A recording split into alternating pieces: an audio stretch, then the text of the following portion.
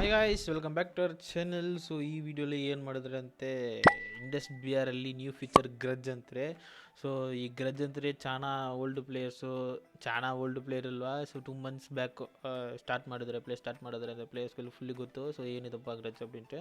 And new ಪ್ಲೇಯರ್ಸ್ಗಳಲ್ಲಿ ಏನು ಗೊತ್ತಿಲ್ಲ. ಸೊ ಕನ್ಫ್ಯೂಸ್ ಆಗಿರ್ತಾರೆ. ಸೊ ಏನಪ್ಪ ಫ್ಯೂಚರ್ ಗ್ರಜ್ ಅಂತಾರೆ, ಏನು ಹೇಳಿದ್ರಿ ಅಂತ ಮತ್ತೊಂದು ಪ್ಲೇಯರ್ಸ್ಗಳೇ ಡಿಸ್ಟರ್ಬ್ ಮಾಡ್ಬಿಡ್ತೀರಿ. ಸೊ ಈ ವಿಡಿಯೋಲಿ ನಮ್ಮ ಗ್ರಜ್ ಅಂತಾರೆ ಎಕ್ಸ್ಪ್ಲೈನ್ ಮಾಡ್ತೀನಿ. ಸೊ ಗ್ರಜ್ ಅಂತ ಸಿಂಪಲ್ ಫೀಚರು. ಸೊ ರಿವೆಂಜ್ ಫೀಚರೇ ಗ್ರಜ್ ಅಂತಾರೆ ಪೇರ್ ಮಾಡಿದ್ರಿ.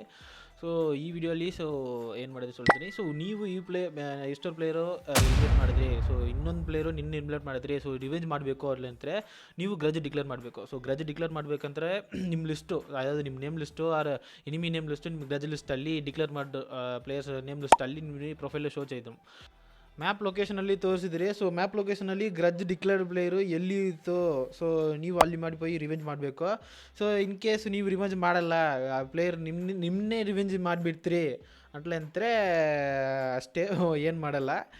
ಸೊ ಇಷ್ಟೇ ಗ್ರಜ್ ಅಂದರೆ ಫ್ಯೂಚರು. ಸೊ ಏನಾದರೂ ಡೌಟ್ ಅನಿಸಿದ್ರೆ ಕಮೆಂಟ್ ಹೇಳಿದ್ರಿ.